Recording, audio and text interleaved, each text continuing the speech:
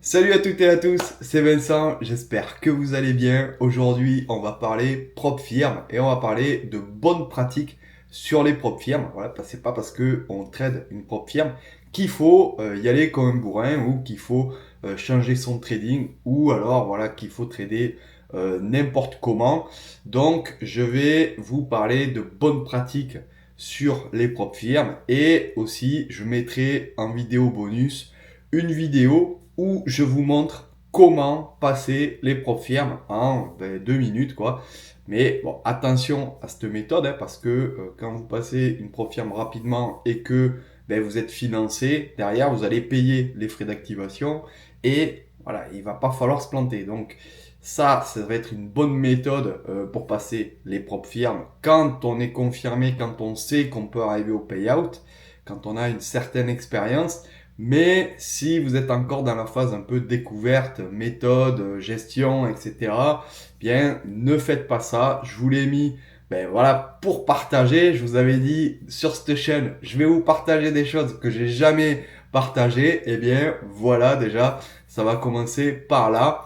Et pour les propres firmes, je vais vous montrer, enfin, je vais vous expliquer plutôt la bonne pratique à avoir sur les propres firmes et je vais vous faire voir aussi les différentes propres firmes vers lesquelles il faut aller au début et vers lesquelles il faut aller une fois qu'on est un peu plus confirmé et pourquoi on va aller plutôt vers certaines propres firmes au début et pourquoi on va aller vers d'autres propres firmes une fois qu'on est confirmé.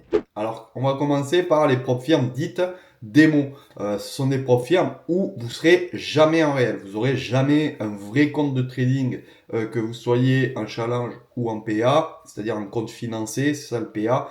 Et vous avez quand même des petits avantages fiscaux parce que par exemple si vous tradez sur un compte démo sur Bullnox ou sur Apex par exemple, eh bien vous ne serez pas considéré comme trader. Vous pourrez faire des factures de prestation de services voilà, quand vous gagnerez de l'argent, donc c'est pas taxé de la même manière. Mais voilà, ce sont des propres firmes aussi qui vous payent de leur poche. C'est-à-dire que quand vous allez gagner, eh bien c'est elle qui va sortir de l'argent pour vous payer parce que vous ne serez pas sur un vrai compte de trading. Donc voilà, si vous commencez à gagner un peu trop, généralement ça commence à pinailler pour les paiements, etc. Et voilà, jusqu'à voilà, si vous êtes un très bon trader, eh bien, voilà, ils vous laisseront sûrement plus trader chez eux. Donc voilà, tout ça c'est dans les conditions générales de vente, il ne faut pas être surpris, mais faut le savoir. Donc c'est pour ça que ce sont des profils surtout pour débutants, pour se faire la même. Pourquoi? Parce que ce sont des profils qui sont pas chers.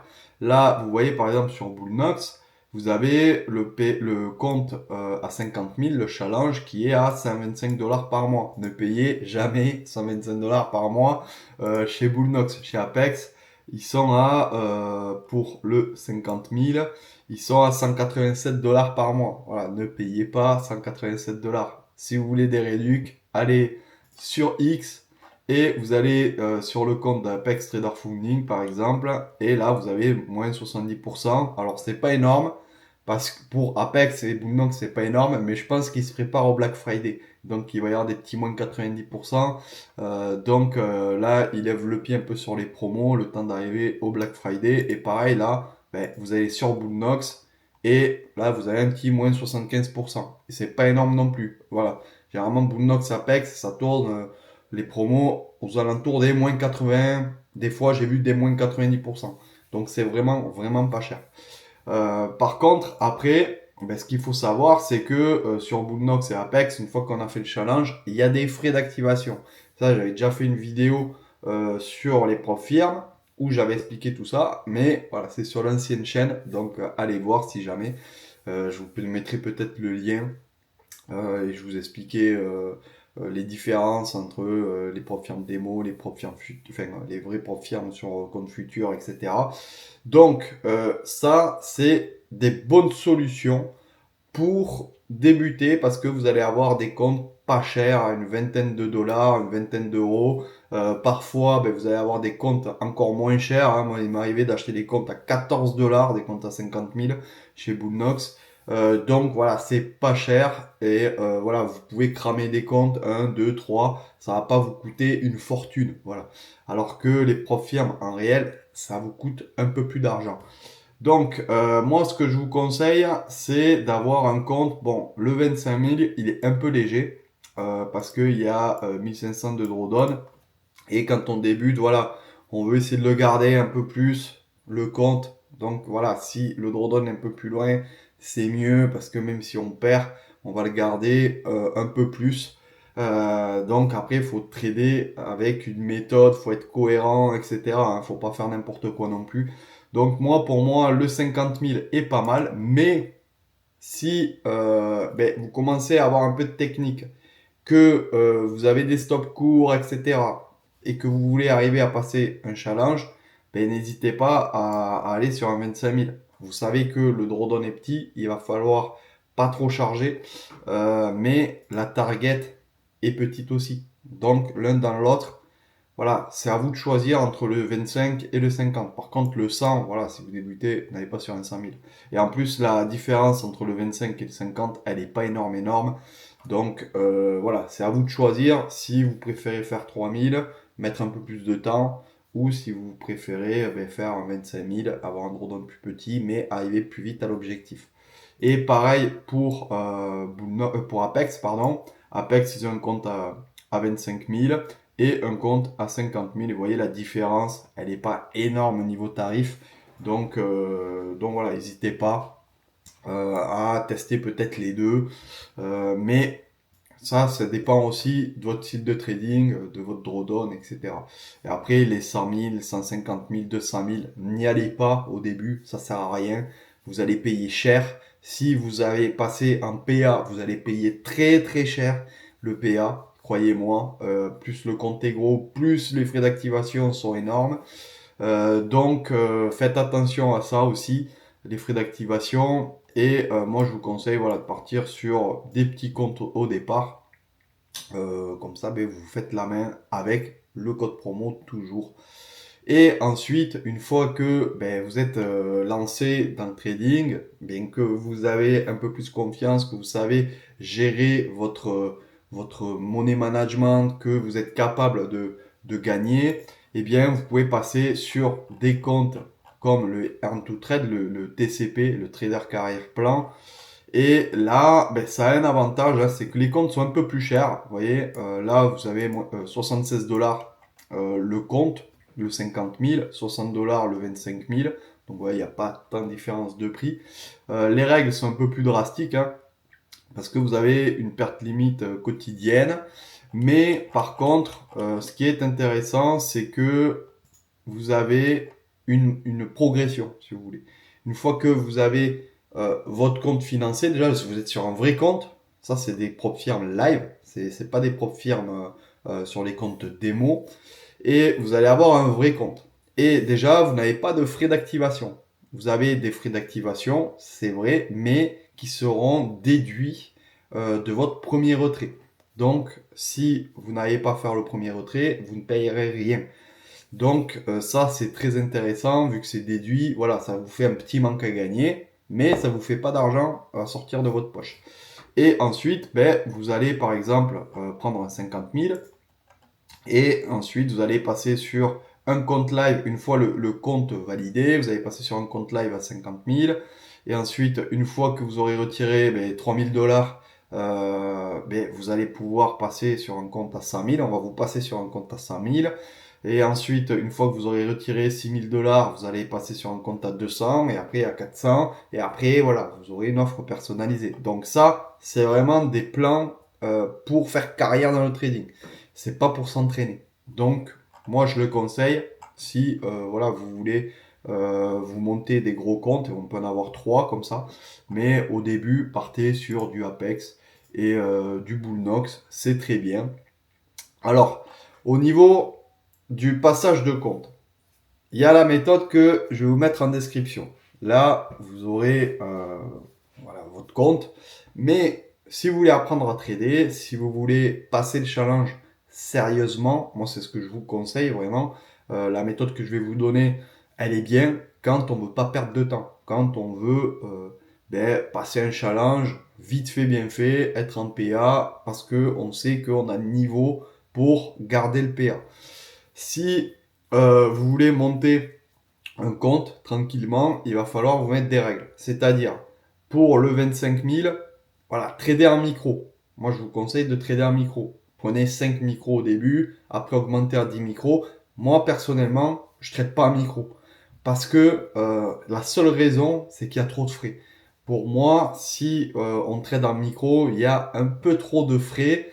Donc, je préfère trader en mini. Voilà, parce qu'en mini, c'est sûr, on va prendre un lot, on va pas pouvoir fractionner les sorties, mais voilà, l'entrée va nous coûter moins cher que en mini. Donc, voilà pourquoi je trade en mini. Alors, ça, c'est à vous de voir si vous voulez trader en micro ou en mini, mais quand vous débutez un compte, s'il vous plaît, n'allez pas mettre deux mini. Parce que là, si vous faites une perte, deux pertes, trois pertes, vous avez commencé la première journée, vous êtes à moins 600 ou moins 1000. Donc c'est pas très très très bon, c'est pas un bon départ. Donc essayez quand même d'avoir une bonne cohérence et essayez d'avoir un bon money management. Donc vous débutez le compte, vous tradez à soit 5-10 micros, soit un mini. Si vous commencez à perdre, il va falloir vous mettre des daily loss. N'attendez pas d'atteindre le daily loss de la propre firme. Donc, moi, ce que je fais personnellement, je me dis à chaque fois que je commence une propre firme, bon, je vais aller essayer d'aller chercher des gros risk reward, hein, ça c'est sûr, moi je traite comme ça. Mais par contre, les pertes, je vais les couper avant que ça soit catastrophique. Donc, je vais pas attendre d'atteindre les 2400 dollars de drawdown ou 2000 dollars de drawdown pour couper ma session et me dire bon ben voilà demain il faut que je fasse 2000 dollars. Non, c'est pas comme ça. Donc, il va falloir mettre des règles. Moi, ce que je fais, je trade quand je commence un compte, tant que je ne l'ai pas monté au moins à 1500 dollars, je trade à un mini. Ensuite, je me mets 500 dollars de perte maximale. Si je peux arrêter à 300, j'arrête à 300. Si le marché est intéressant, eh bien, qu'est-ce que je vais faire? Je vais me mettre peut-être une position de plus, mais 500, c'est vraiment la limite, limite, limite. Donc, voilà ce qu'il faut faire. 500 dollars de drawdown maximum journalier. Comme ça, vous pouvez rattraper le lendemain si jamais ou en 2 jours. Ça ne traumatise pas. Et un lot. Ensuite, une fois que vous avez atteint les 1500, on garde le même drawdown. C'est-à-dire moins 500 journalier. Et ensuite, vous pouvez commencer à vous permettre de mettre 2 lots. Si vous faites une journée, 2 journées qui sont mauvaises, que vous repartez à 500 sur votre compte, retradez à un lot. Voilà, ça, c'est la bonne pratique pour arriver à monter un compte et pas le cramer. Parce que sinon, eh bien, ça va être difficile. Et si vous passez à 2 lots, c'est sûr, c'est plus difficile d'avoir un drawdown de 500 dollars, mais n'allez pas doubler le drawdown. Voilà, vous pouvez jouer un peu sur le drawdown, vous dire, bon, ben voilà, j'avais 500. Moi, normalement, voilà, j'estime que 300, c'est pas mal. 500, voilà, je suis confortable. Si jamais je perds 500, voilà, je sais qu'il faut que j'arrête. Mais c'est mieux que je m'arrête à 300. Mais si vous passez à 2 lots, vous pouvez reculer un peu votre daily loss. Vous dire, bon, ben voilà, vu que je suis passé à 2 lots, allez, si je risque 100 euros par trade, ou 200 euros par trade, ben voilà, 2, 4, 6, allez, 600 dollars, voilà, je recule de 100 dollars mon daily loss. Mais n'allez pas doubler le daily loss non plus.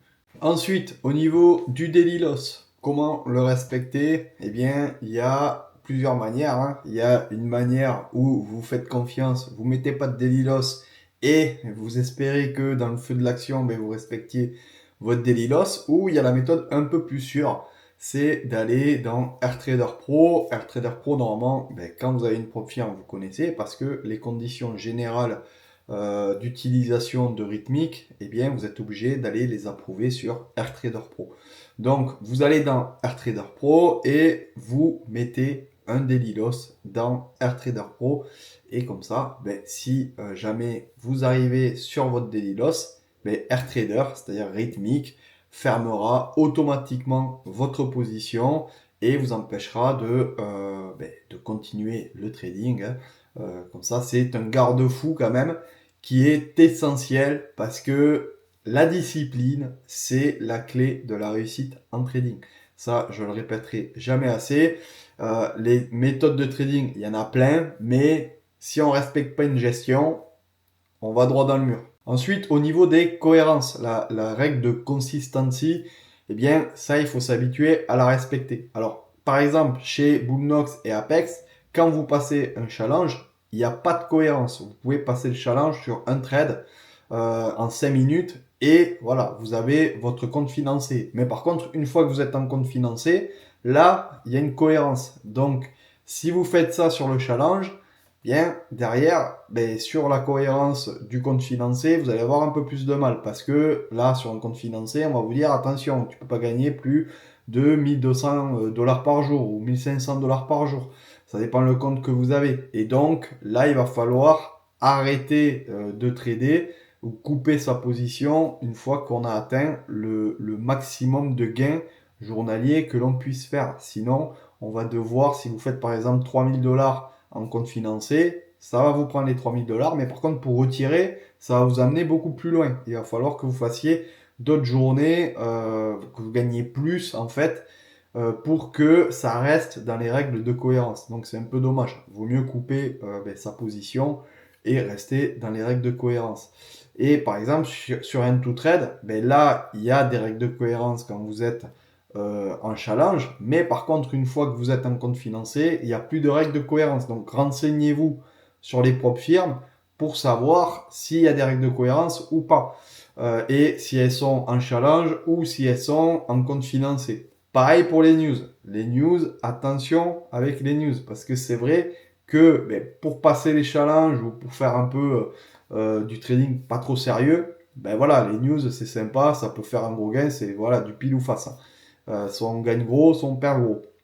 Mais sur certaines profirmes, c'est autorisé. Voilà, par exemple, sur Bullnox, Apex, voilà, vous pourrez faire un compte challenge du trading pendant les news. Sur Earn to Trade, vous ne pourrez pas. Ils vont vous dire attention, là, cette news-là, c'est souvent les grosses news, hein, c'est pas toutes les news, mais les grosses news, vous devez couper 2 minutes avant et attendre 2 minutes après la news.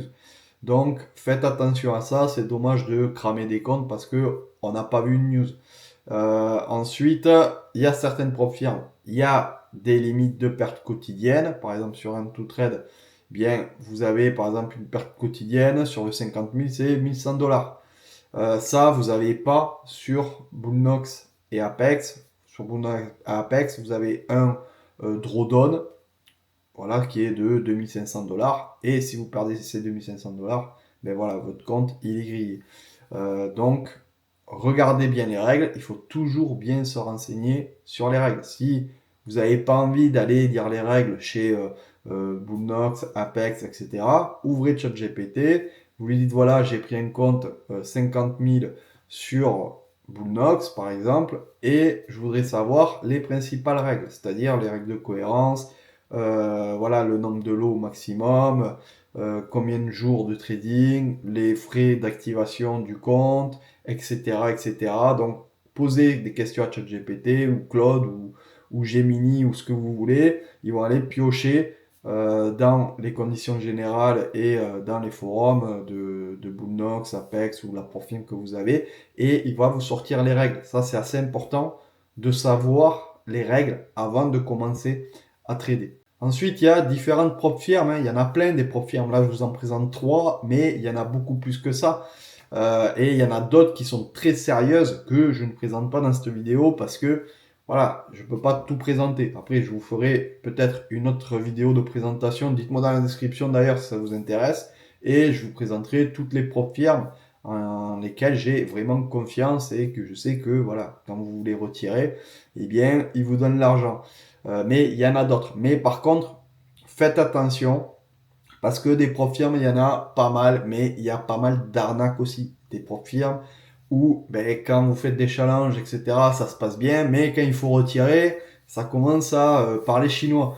Donc ça, faites attention aux profs firmes. Ensuite, il y a des profs firmes CFD. Ça, faites attention aussi des profs firmes CFD parce que voilà, les CFD, on sait très bien que c'est complètement nul pour faire du scalping. c'est bien peut-être pour trader le forex, voilà, avec une méthode, je sais pas quoi, mais si vous voulez faire du scalping, oubliez le CFD, ben, vous n'allez pas gagner en CFD sur du scalping. Ça, c'est clair et net.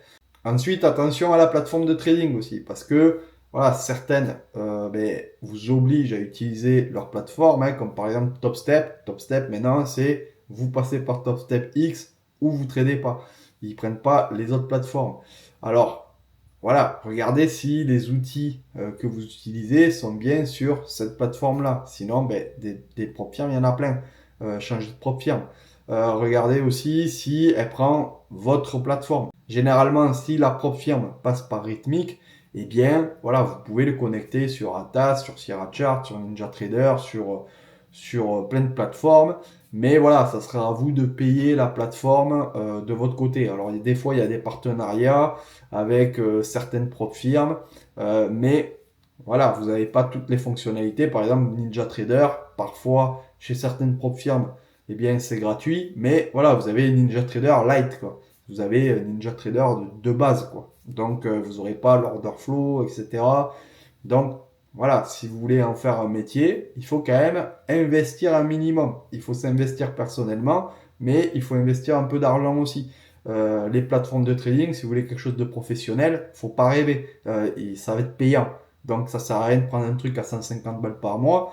Mais voilà, le budget, ça va être aux alentours de 50 euros minimum jusqu'à 80 euros à peu près. Donc ça, vous aurez quand même un outil qui est professionnel et vous saurez que vous travaillez sur quelque chose où il y a des vrais traders qui gagnent beaucoup d'argent qui traitent sur le même outil. Donc voilà, des traders qui traitent sur MT5, j'en connais pas beaucoup et qui retirent de l'argent. Enfin, j'en connais pas du tout même. Donc faites attention aussi aux traders TikTok, etc.